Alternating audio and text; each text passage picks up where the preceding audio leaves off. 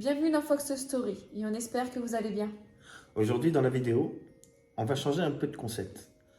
Je vais te proposer un sujet, un titre ou quelque chose. Il va falloir que tu inventes, en impro total, sans écriture, sans rien, une histoire d'horreur.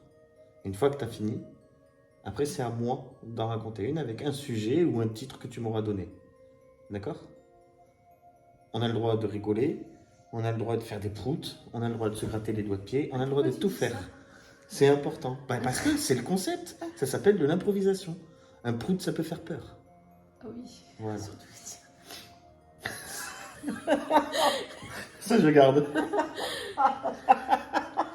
Quoi, surtout les miens? On peut le dire. Ouais, oh. Pas une mitraillette, hein. Ça sera en one shot. Voilà, alors. Comme base, une voiture. T'es sérieux? Oui. Ah, j'ai déjà plein d'idées, moi. Une voiture. Ouais, une voiture. Toi, t'es pas prêt après. Sérieusement, tu n'es pas prêt. Si, je pense que si. Non. Si tu me sors un sextoy, toi aussi. Faut-moi une histoire d'horreur avec un string. Excusez. C'est un peu psychiatrique. Il a oublié de prendre ses pilules. Là, il peut ouvrir. Alors, je réfléchis 2 minutes. Non, j'ai très peur. Voiture. Ouais, une voiture. Cette voiture, ça va être une 4L. Je trouve ça trop mignon, la 4L. Ben oui, ça fait pas peur. Ah. Et une 4L noire. Et j'espère qu'il n'y aura pas de course-poursuite parce que sinon l'histoire elle va s'arrêter vite. 80 km/h, il était en course poursuite à 78. On l'a semé. Non, il nous a doublé. Allez, vas-y. Alors, ça va se passer. C'est Marilyn. La pauvre. Pourquoi? Vas-y. Marilyn, elle a une 4L, noire. Bon, vas-y. Allez, j'arrête. C'est l'histoire de Marilyn en fait. En 2018. Je croyais qu'il n'y avait pas de date. Oui, mais je t'en donne une. Tu vois. Vas-y. Comme quoi, J'écoute. je suis un bouquet mystère. C'est à quoi je pensais pour dire bouquet mystère? À Among Us, quand tu mets les boucles là sur le bonhomme, il y a écrit bouquet mystère. En 2018, il y a Marilyn qui hérite de la voiture de sa grand-mère. Une 4L noire. Sa grand-mère, elle est morte brutalement. Elle est décédée en tombant dans les escaliers. Oh, la pauvre. Elle s'est levée en pleine nuit et puis elle pensait, elle a un petit peu l'Alzheimer, elle pensait qu'elle était encore dans son ancienne maison alors qu'elle était chez Marilyn. Sa maison c'était un plein pied et puis elle est tombée, elle est dévalée des escaliers et elle est décédée par le coup, avec le cou brisé. Et donc cette petite dame, elle avait 76 ans. Elle n'avait rien en affaires.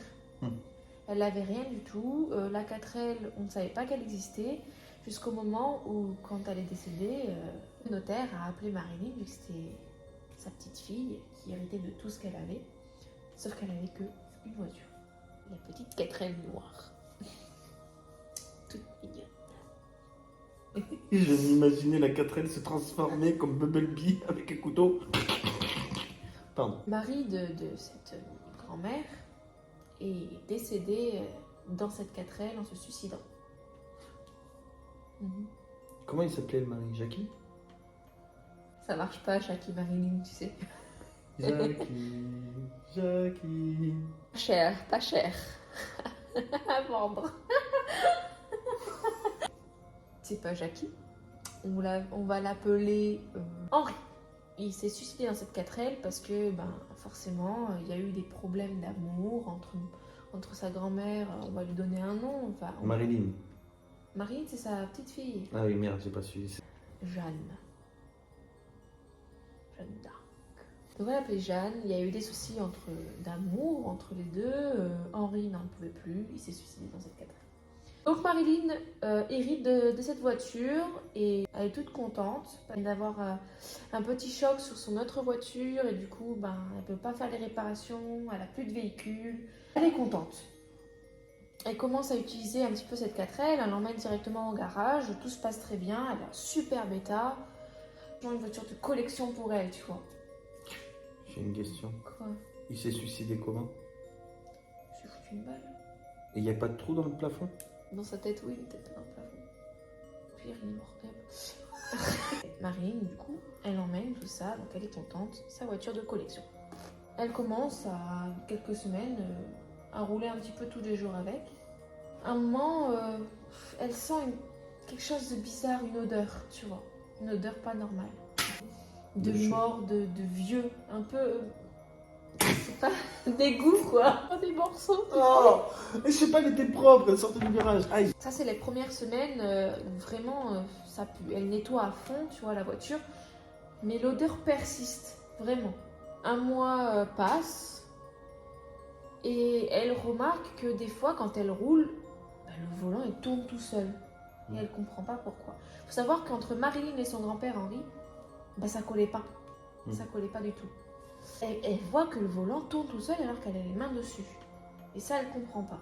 Donc elle décide de l'emmener au garage. Il n'y a aucun problème. Il n'y a aucun problème. Les garagistes le disent, il n'y a vraiment aucun problème. La voiture, elle ne peut pas... Ils l'ont testée, machin, c'est pas possible. Elle continue. Elle se dit, bon, c'est peut-être moi, machin. 2 mois passent et elle a failli se foutre au fossé. Comment? On sait pas. La voiture a dévié toute seule. Elle est partie du garage et la voiture, elle continue de dévier. Ça n'a pas dévié de suite, ça a dévié peut-être 2 semaines après, tu vois. D'accord. Mais c'est revenu. Mais elle a vraiment dévié, elle est partie dans le champ, quoi. Et elle comprend vraiment pas. Donc elle a eu peur de la voiture, elle appelle une dépanneuse, tu vois. Et elle le ramène à son garage.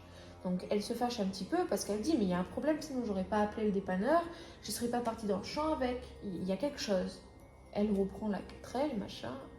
Il y a un connaisseur de 4L. Elle appelle, machin, elle dit j'ai un problème, le garage trouve rien. Vous pouvez peut-être me dire ce qui se passe. Donc le monsieur il regarde, il désosse la voiture complètement, il n'y a aucun problème. Il trouve quelques taches, des taches de moisi. C'est quelque chose de bizarre. Et elle trouve sous le siège vraiment de la moisissure, tu sais. Et c'est ça qui peut provenir l'odeur. Et elle se dit, enfin, vous avez trouvé et tout. Donc il nettoie. Il dit, par contre, il n'y a aucun problème, je comprends pas. Voilà. Marilyn, elle sait que son grand-père s'est suicidé dans la 4L. Puis il faut savoir qu'elle y croit pas à toutes ces choses, tu sais, les trucs sur le démon, machin, le spiritisme, tout ça. Elle y croit pas du tout, elle. Alors que sa mère, la Marilyn, elle y croit. Tu vois. Sa mère lui dit, tu devrais pas conduire cette voiture, il t'est arrivé tout ça. Tu devrais éviter, ton grand-père il est mort, il s'est suicidé à l'intérieur, ça se trouve c'est lui, et puis vous en plus vous entendez pas beaucoup quoi. Maman, s'il te plaît, moi je crois pas à tout ça, bref, j'ai une voiture, je vais pas en racheter une autre juste parce que papy s'est suicidé à l'intérieur quoi. Elle continue, 6 mois passent, après le décès de sa grand-mère, et tout se passe très bien. Maintenant tout se passe très bien. Jusqu'à un moment où elle conduit et elle décide de partir en vacances avec ses copains. Donc, il y a Marilyn, Eric, son plus proche voisin, parce qu'ils habitent juste à côté, et ses copains et copines de l'école. Une route normale, eux ils kiffent la petite 4L, ils sont là, wow, c'est cool. Attends, mais ils sont combien dans la voiture? Parce qu'on parle quand même d'une 4L. Ils sont 4, pas à plus de 50 km/h. J'espère qu'ils sont pas épais quand même. Franchement, je passe un bon moment là. Oui. On vient comprendre qu'ils étaient partis, oui. T'es sûr, tu veux que je le redise? Oui, tu peux. Ils partent en D'accord. vacances. Ouais. Mais ils partent en vacances. Oui, à la mer. Oui. Mais ils partent en vacances. Ouais. Mais après, ils peuvent partir en vacances aussi. À la mer. Avec la 4L. Oui. Sans enceinte. Mais ils ont acheté une enceinte. Oui. Dans la 4L. Qui pue le moisi parce qu'il y a du moisi sous le siège. Dans Du la coup, ils sont 4L. nettoyés. Ils partent en vacances. Ils ont nettoyé. Et ils sont 4. C'est un peu ça. Donc, ils partent en vacances. Comment ça? Et sur le milieu du chemin, il se passe que tout le monde, mais alors tout le monde sent un coup de froid alors qu'il n'y a aucune fenêtre qui est ouverte. À quelle période de l'année? En été, mais ils savent pas, ils comprennent Donc pas. ils vont à la plage, ils prennent à moins 15 comme ça, direct sur la banquette arrière. Chia, comme ça, la nuque, comme ça, chia. C'est un peu comme ça Ouais. qu'il a fini, Henri. Tu sais, un vieux frisson là, tout dégueulasse, là, qu'on n'aime pas. Et il y a Marilyn qui commence à entendre quelque chose, genre son nom. Exact.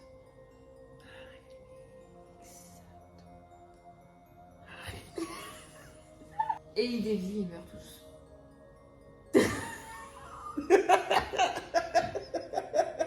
Fin de l'histoire. Waouh! Alors, Elle était pas mal. t'as compris le sujet? Oui, c'était une 4L qui puait le moisi avec un grand-père qui s'était fumé dedans et un héritage de la petite et ils se sont fumés comme des cons en allant à la plage. Et pouf. C'est le grand-père qui l'a tué. Mais il est mort? Dorothea. Ah. Ouais. C'est pas trop improvisé. Non, si, elle était très bien ton histoire. Mais la prochaine fois, tu prends monospace parce qu'à 4 dans une 4L. Oh merde, attends. Ça fait toujours ça, tu sais. Le sujet part sur un tatouage. J'ai. Novembre 2019. Il s'appelle Jonathan. Non. Avec des amis, ils discutent. Et ils décident de se faire tatouer. Ici. Forever. C'est tout. D'accord? C'est ce que ta sœur, elle a fait. Mais bon, retiens le tatouage. Mais il n'y a pas de mort dans Forever. l'histoire. Bon, forever, ok? Forever. Donc ses amis lui disent, ouais, c'est trop bien, c'est green, c'est stylé et tout, t'as vu? C'est réalisant. Va avoir un tatouage là. Et donc, nous sommes en novembre, c'est ça que j'ai dit? 2019. Oui. Il s'appelle Jonathan ou Quentin? Je l'attends. Ah, c'est ça, Jonathan. Tu vois, tu suis. Donc le lendemain, il va chez le tatoueur et il se fait tatouer Forever. Oui, c'est vrai. Il se fait tatouer sur Forever.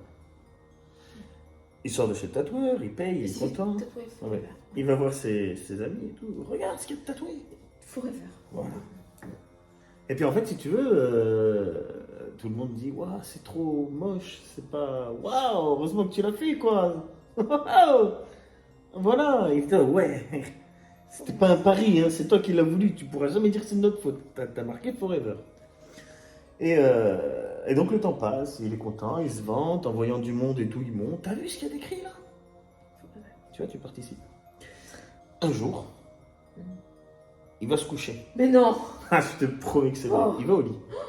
Mais il est... Comme un homme normal. Ouais, mais il a une sensation étrange. Bah forcément, il va se faire tatouer. Mais non, c'est des jours après. Écoute, tu suis l'histoire? Ah, c'est bien ce que je me disais. Donc il s'appelle comment? Quentin, oui, c'est ça. Donc, ah oui, il s'est fait tatouer là, ici, Forever, d'accord? Il va Mais se non. coucher. Si, Tu me l'avais pas dit? je suis en train de me perdre. Ah. Donc il va se coucher. Il a une sensation étrange. Ça le démange, donc il gratte, machin. Faut pas, hein. Tu grattes jamais un tatouage. La Forever, ça le démange. Il est fatigué, il a une sensation bizarre. Il finit par trouver le sommeil, il s'endort, d'accord? Le lendemain matin, il se réveille. Ça fait pas longtemps hein, qu'il a le tatouage, d'accord? Faut bien te dire, il a une petite semaine. Il s'est fait tatouer Forever. Et il s'appelle? Quentin. C'était Jonathan. Il se lève, il prend un café et tout, et puis sa mère lui pose une question. Il lui dit, t'avais pas fait un tatouage sur la main? Ah, Jonathan, il répond, si, regarde. Ah, mais moi, il n'y a pas de tatouage. Ah, bah, il réfléchit et tout. Sa mère, elle le regarde, il dit, tu t'es foutu de ma gueule, en fait, c'est un tatouage éphémère. Il dit, non, mais non, c'était un vrai tatouage.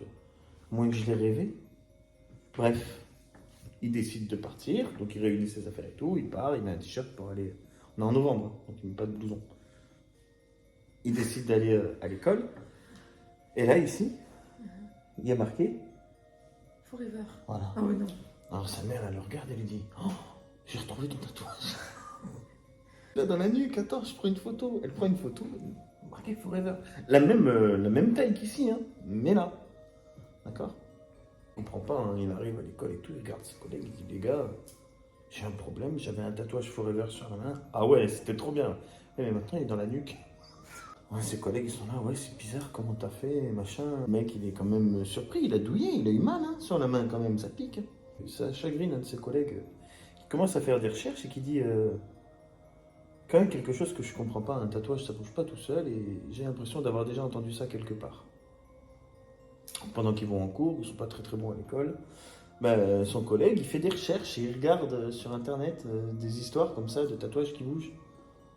Et donc à la fin du cours, il va le voir, il lui dit bon ben j'ai peut-être une solution, j'ai peut-être trouvé quelque chose pour toi. Il est dit que si ton tatouage bouge, ça arrive à une personne sur 10. D'accord? Si ton tatouage bouge, une fois, c'est pas grave. 2 fois, c'est dangereux. 3 fois, tu meurs, t'es condamné. Là, il est inquiet et tout, mais il se dit bon, signe de bonne fortune, il a bougé qu'une fois. Il rentre chez lui, il fait ses devoirs, machin et tout, il se prépare pour aller au lit. Il va à la douche. Et puis, il passe sa nuit. Le matin, il se réveille. Il arrive devant sa tasse de café. Et il est un petit peu gêné parce que bah, il a mal dormi, tu vois. Puis ça le démange, alors il gratte, ça gratte, ça gratte. Et il a Forever écrit de l'autre côté. D'accord? Ça fait 2 fois que le tatouage il bouge. C'est dangereux. Oui. Il part en cours et tout, il va voir son collègue, il dit putain, je comprends pas, c'est la deuxième fois, regarde, il est passé de là à là et de là à là. Qu'est-ce que je dois faire? Qu'est-ce qui m'arrive, machin? Ouais, son collègue il panique là. Je joue bien la panique, non? Et il lui dit oulala, je t'ai pas demandé ce que tu critiqueras après. Tu devais tirer la lampe, toi. Non, c'est un AVC, chérie. Et donc, résultat, il dit oh là là, oh là là. Oh, ça c'est la surprise. Ah oui. Oh là, Oh, c'est la peur. oh là. Et il lui dit Oh. ben, s'il bouge, s'il bouge demain, qu'est-ce qui va se passer? Ben, il dit t'es con quoi, c'est toi qui as fait la recherche sur internet. Tu m'as dit que j'allais mourir s'il bougeait une troisième fois. Alors là, oh. Ils vont en cours. Les cours se terminent, ils rentrent le soir. Il en parle à sa maman. Maman, regarde, mon tatouage, il est là. Oh, ah oui, il est plus dans le coup. Oh, il est plus dans le coup. Mais oui, maman. J'ai bien terreur. Merci. Et au final, donc, il va au lit et tout. Oh, ça commence à le gratter. Putain, il panique là. C'est la panique. Ça commence à le gratter et tout. Ça le démange. Il va dans la salle de bain. Il met de la péville. C'est une pommade, tu sais, pour pas que ça gratte. Puis hop, ça gratte là, puis hop, ça gratte là, il comprend pas. Oh, mais qu'est-ce qui se passe? Il va s'endormir et le lendemain matin, il se réveille, il est mort. La seule question est comment il se réveille alors qu'il est mort? Ah, je suis pas médecin, je peux pas te dire. Peut-être qu'il avait une paire de baskets Nike. Pourquoi? Allez, à moi. Alors, tu vas me faire une histoire d'horreur avec un ventilateur. C'est l'histoire de Marion. Elle emménage. Oh, la cathédrale que je viens de prendre, j'ai besoin d'un Kleenex et je me suis allumé.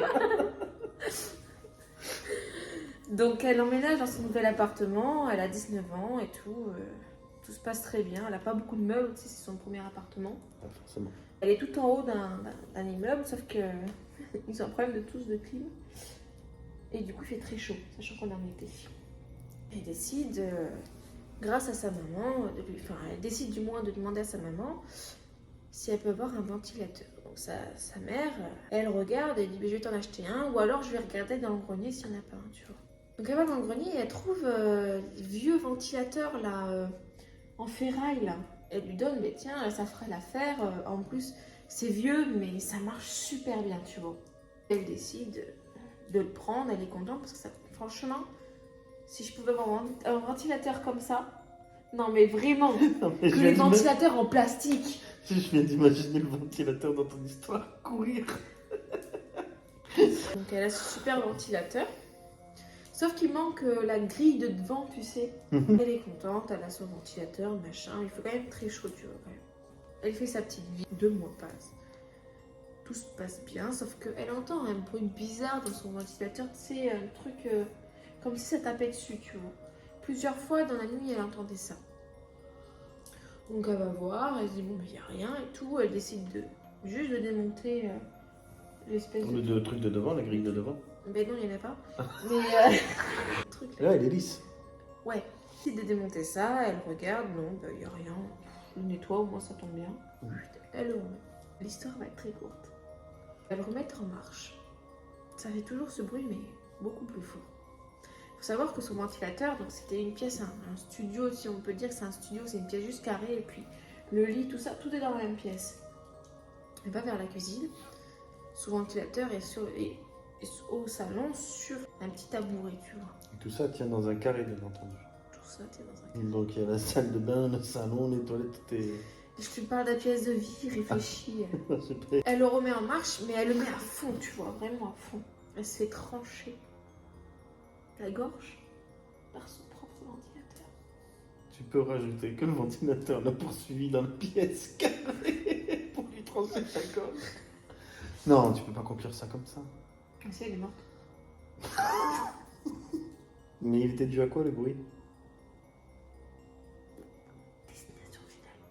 Il fallait qu'elle soit là.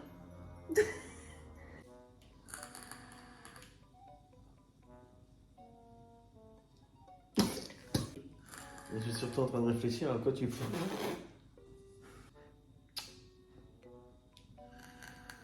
Le sujet sera sur du papier toilette.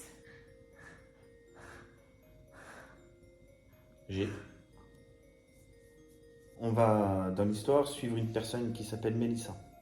Cette personne, Mélissa, demande de l'aide sur les réseaux sociaux. Elle a vu passer quelque chose aux informations. Il y a un tueur en série dans sa ville. D'accord. Ce tueur en série, il a tendance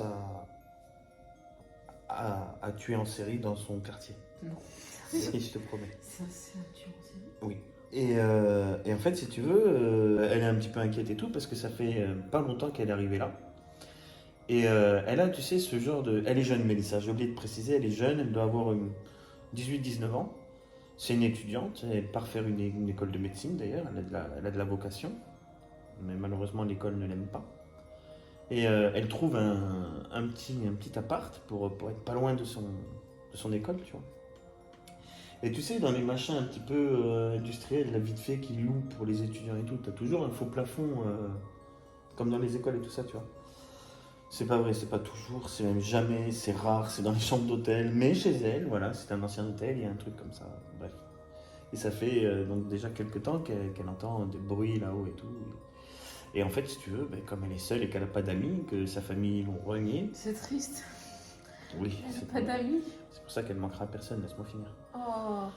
Et t'as de l'empathie pour mon perso là? Bah ouais. Bon, on va aller. Non, alors elle a des amis, d'accord? Les amis ne sont pas avec elle. Elle est arrivée plus tôt pour la rentrée, pour être sûre que. Non, elle n'a pas d'amis. Laisse-la tranquille. Elle a une très bonne relation avec sa maman. Et puis, elle est venue, elle est arrivée plus tôt et tout avant la rentrée. Et puis, ça fait déjà quelques temps qu'il y a ce tueur en série qui rôde. Il a une méthode assez particulière hein, pour tuer. Vraiment, c'est. On est sur un mec qui est complètement taré. En gros, aux infos, ils expliquent que le monsieur, ben, il va te guetter pendant quelques temps. D'accord? Il va voir tes habitudes, ce que tu fais, où tu habites, où tu vis. D'accord? Puis un soir, ben, si tu as le malheur, il teste tout le temps. Si tu as le malheur de laisser ta porte ouverte, ta fenêtre comme ça, là, tu vois, en tuile, là, comme ça, avec la fenêtre ouverte ou des trucs comme ça, il teste, il regarde. Et à partir du moment où il va pouvoir rentrer, il tue. Et c'est vraiment inhumain. Ça fait quelque temps qu'elle entend du bruit dans son faux plafond et tout. Il faut savoir qu'elle habite vraiment à l'étage, au dernier étage de son immeuble. Qu'au-dessus de son faux plafond en mousse, c'est le toit. D'accord et elle est inquiète et tout ça. Donc ses amis sont trop loin, ils ne peuvent pas venir l'aider. Je pensais qu'elle n'avait pas d'amis. Non, mais si on va lui donner des amis. Les amis sont trop loin, ils ne peuvent pas venir la soutenir, l'aider ou autre. Elle a sa grande sœur avec qui, bon, il n'y a pas trop de feeling, qui habite pas loin et qui lui dit écoute, je viendrai demain, ça fait 6 mois qu'elle attend. Donc elle va sur les réseaux sociaux et elle dit voilà, j'aimerais des conseils, machin et tout. Les gens lui disent appelle les gendarmes. Elle explique que ça fait déjà plusieurs fois qu'elle les appelle, qu'ils n'ont plus envie de bouger, ils sont venus, ils ont fouillé le faux plafond. Ils ont regardé, ils ont cherché, rien, mais il n'y a même pas une trace, il n'y a rien dans le plafond, vraiment il n'y a rien. Et elle commence à être inquiète puisque ben, plus ça va, plus les bruits sont concentrés au niveau de sa chambre, au-dessus, d'accord? Et vraiment, en étant sérieux, le laps de temps où tout ça se passe, il faut se dire qu'il y a, il y a 2 bonnes semaines faciles, d'accord? Bon, moi déjà à sa place, je suis rentré chez maman. Voilà. Mais là, les bruits sont concentrés vraiment au-dessus d'elle, dans sa chambre. Toujours à peu près vers la même heure. Et une nuit, Mélissa, elle est prise d'une terrible envie d'aller aux toilettes. Elle se lève. Et en fait, si tu veux, au moment où elle est réveillée par son envie pressante, elle entend donc du bruit et c'est comme s'il y avait une dalle qui se refermait, tu sais, qui se rabaissait. Et à ce moment-là, Mélissa se dit, bon, c'est sûr, c'est clair, je suis pas toute seule. Donc elle prend son téléphone, elle commence à composer le 17, tu vois, mais elle appelle pas. Elle le garde, si jamais il se passe quelque chose, pouf, elle passe un coup de téléphone, elle a juste à appeler. Et le 17 entendra ce qui se passe, et puis bon, ben forcément, soit elle n'a pas de chance et effectivement c'était le tueur en série, soit c'est un squatter, et dans ces cas-là, bon, ben, ils vont vite arriver, quoi, elle aura juste à se planquer. Donc elle part avec son téléphone aux toilettes, elle n'a pas trop envie d'allumer les lumières ou autre, histoire de, voilà, s'il y a quelqu'un, il sait très bien qu'elle est réveillée, mais elle va aux toilettes, elle fait ses besoins. Et c'est à ce moment-là qu'il y a un énorme problème, il y a quelque chose de vraiment terrifiant qui se passe, il n'y a plus de PQ. Je sais que ça fait peur, mais c'est pas ça. Donc elle arrive aux toilettes, elle finit et elle est emmerdée. Donc elle trouve une solution. Elle prend sa chaussette, elle s'essuie. Elle met ça. Sérieux? Elle n'a pas de papier toilette, tu veux qu'elle fasse quoi? La salle de bain, elle est loin en fait, il faut qu'elle sorte des toilettes, qu'elle tourne à gauche parce qu'à droite c'est sa chambre, et là il y a la salle de bain. Mais alors, elle sort le cul à l'air, elle va chercher son truc. Mais elle n'est pas toute seule dans son appart. Je te rappelle qu'il y a quelqu'un dans son plafond. Donc, elle utilise la chaussette. C'est mon histoire, je fais ce que je veux. D'accord? Elle sort. D'accord? Et elle entend que ça gratte dans sa chambre. Vraiment très stressée. Et elle ouvre discrètement la porte. C'est comme dans les films. Elle met le flash. Et au fond, elle voit un mec comme ça. Tu sais, dos à elle, contre le mur, qui gratte comme ça, tu vois, le mur. Puis elle dit, écoutez, sortez de là, sortez de la maison. Par là où vous êtes arrivé, je ne veux pas savoir, je ne vous ouvrirai pas mes portes. Sortez de la maison, parce que sinon j'appelle le 17. Le numéro il est composé, mon téléphone il est prêt, je suis à l'autre bout de la chambre, vous n'avez pas le temps d'arrêter. Et le mec, à la main comme ça, en train de gratter sur le mur, s'arrête. Il se retourne, il a un masque de PQ sur la gueule, d'accord?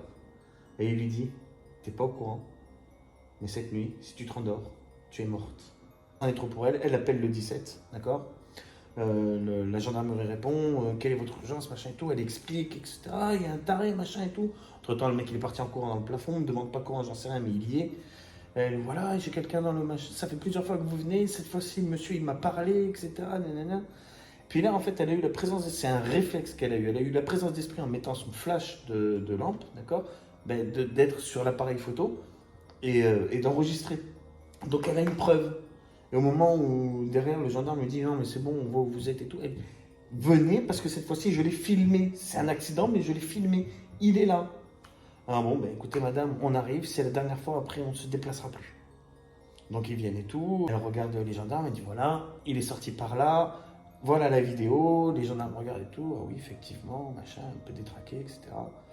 Et elle dit mais je crois que c'est lui votre tueur en série. Ah non madame, ça peut pas être lui. Pourquoi? On vient de l'arrêter, donc ça peut pas être lui. Et donc, la méthode, la façon de tuer du tueur en série qui vient d'arrêter, c'était d'étouffer ses victimes avec du papier toilette. Elle dit, c'est pas possible, machin, regardez, il a un masque fait un peu un PQ, elle s'agace un petit peu et tout. Et pendant qu'elle est en train de parler à cet agent de police, t'as les gendarmes qui sont là-haut en train de faire leurs recherches. Pareil, ils trouvent rien, il n'y a rien. Et un petit peu plus loin dans le plafond, ça doit passer chez le voisin, tu vois. T'as une bouche d'aération qui est ouverte, qui donne sur l'extérieur, un escalier de service. Et il n'y a personne, il n'y a vraiment personne. Elle dit oui, on va faire appel à quelqu'un et tout, on va condamner cette entrée et tout, il ne pourra pas revenir, etc. Machin et tout. Dormez tranquille. Alors elle dit non, la dernière chose qu'il m'a dit en partant, c'est si tu as le malheur de t'endormir cette nuit, ben je te tuerai. Les gendarmes lui disent écoutez madame, nous on va boucher ça, d'ailleurs il y a les pompiers qui arrivent pour mettre un truc machin, on va mettre un scellé, on va mettre une... Enfin, vous avez compris que ça allait être bouché ce soir. Et Mélissa, elle se sent bien et tout, elle se dit ok, pourquoi pas. Elle décide d'aller se coucher. Elle a du mal à s'endormir et tout. Il est actuellement 5h du matin quand je te dis ça. Et elle tombe. Elle n'a rien à faire le lendemain, donc il n'y a pas de réveil, il n'y a rien. Elle a juste un rythme un peu normal, tu vois, ou vers 9-10 heures. Elle est réveillée. Et là, c'est pas le cas. Elle se réveille pas. 2 jours passent. La mère déclare cette absence étrange de Mélissa qui n'envoie aucun message, qui ne répond pas quand on appelle ou autre. Donc c'est une absence inquiétante, elle appelle la gendarmerie. Les gendarmeries, ayant conscience de ce qu'ils ont fait et de l'intervention qu'ils ont faite 2 jours plus tôt, décident d'aller sur place. Et sur place, ils découvrent effectivement donc, que la porte est fermée à clé. Donc ils forcent la porte, ils rentrent dans l'appartement, ils retrouvent Mélissa dans son lit, avec du PQ dans la gorge. Elle a été tuée et il y a une note à côté. C'est pas moi que vous avez arrêté, c'est pas vrai. Quand votre collègue est passé en haut dans les combles, je vous ai entendu dire à Mélissa qu'elle était sauvée parce que vous m'aviez arrêté. Signé le tueur de PQ. Je savais pas du tout où j'allais. Voilà, si la vidéo vous a plu, abonnez-vous, lâchez un commentaire. Et puis, on se retrouvera pour de nouvelles vidéos.